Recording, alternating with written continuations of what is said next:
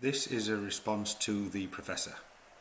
You're absolutely right. Legitimacy is the core issue, but you're not appreciating the scale of this crisis.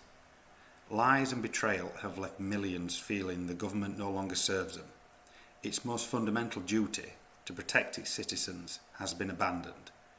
In its place, we see policies that import individuals who, in too many cases, pose a clear, preventable danger to local communities.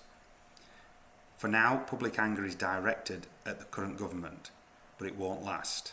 As disillusionment deepens, it will inevitably turn towards the system itself. For constantly failing to deliver and constantly failing to hold to account those who betray their office. We are entering the beginning of the end for the UK in its current form. This is the normalisation phase. Dysfunction becomes expected, authority erodes, and failure becomes the default. We are at the deep breath before the plunge. Here is a brief history of what is to come. The UK depends on consent, rule by consent, policing by consent. We do not have a militarised state. Our police are unarmed, our army is small, and the public is largely disarmed. If consent breaks, there is no fallback. That break is already underway. Prisons are full, crimes are going unsolved, the country is broke, and instead of restoring public trust, the government is criminalising millions, not for violence, but for speech, opinion, and dissent. Overstretched police forces naturally pursue easy wins, filling cells over social media posts, while violent offenders are released early or never pursued at all. This flips public perception of the police from protectors to enforcers, and resentment builds. We saw this clearly during lockdown. As people watched dangerous individuals protected by the state or not even pursued by them, while those who raise concerns are punished, legitimacy collapses. First, individuals resist, then communities, then entire regions.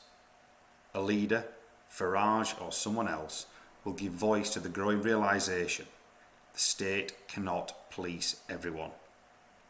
That's when a mass movement begins.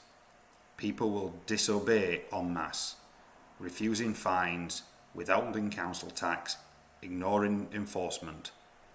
The police, reliant on public cooperation, will be utterly powerless. They'll struggle to make even basic arrests without being met by angry crowds.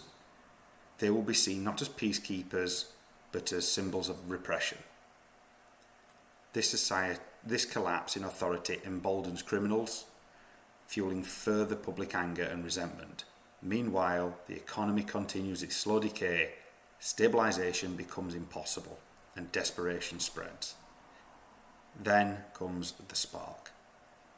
With immigration policies that fail to vet people properly, the trigger will come from the very place where we've been told to ignore.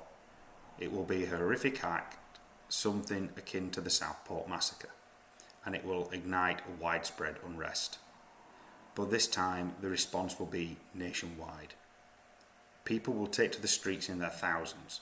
Protests and riots will erupt across the country, lasting days, perhaps weeks. With no trust in government or authorities, the public will take matters into their own hands. They won't disperse because they don't believe the authorities won't come after them. At this point, civil authorities are completely overwhelmed.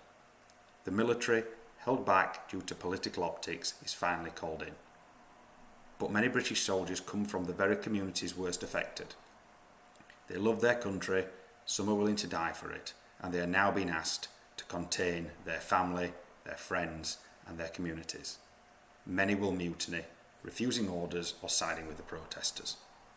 With no ability to restore order, no capacity to collect taxes or secure borrowing to fund the vast state expenditure, the system collapses. The UK, heavily reliant on imports of food, energy and medicine, spirals into chaos as supply chains disintegrate. What began as a protest becomes a fight for survival, Supermarkets are emptied, pharmacies shuttered, fuel runs dry, panic sets in, people turn desperate and then violent. Communities fracture, law and order vanishes, the thin veneer of civilization gives way to raw necessity, and within days millions of lives will be at risk, not from ideology, not from the government, but from sickness, hunger and fear. A military coup becomes the only remaining path available to re-establish control. The aim to restore order and a form of functioning government. It will likely be supported, quietly or overtly, by the United States and or the EU in a desperate bid to stabilise a nuclear-armed state. Where it goes from there is anyone's guess. This may sound apocalyptic because it is, and this is a best case scenario, the one where we avoid full-blown civil war as desperation sets in and people turn on each other. This trajectory follows a similar pattern. It's called a systems collapse theory. Historian Joseph Tainter argues that societies grow more complex in response to the challenges they face. Each new layer, bureaucracy, infrastructure, regulation, adds capacity, but it also adds cost. As long as the benefits outweigh the cost, the system can function and continue to grow. But over time, diminishing returns set in. More complexity is needed to solve increasingly difficult problems, yet each new layer delivers less benefit than the last. Eventually, the cost exceeds the gains. Stagnation follows. Corruption grows. Complexity no longer serves the people, it protects the elite.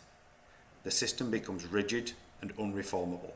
Every part relies on every other, and nothing can be removed without destabilising the whole.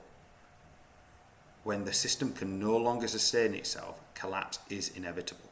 Institutions fail, governance fragments, complexity simplifies, whether by choice or by force. We are not exempt from this cycle. More civilizations have collapsed than currently exist, and we are far closer to the edge than most people realise.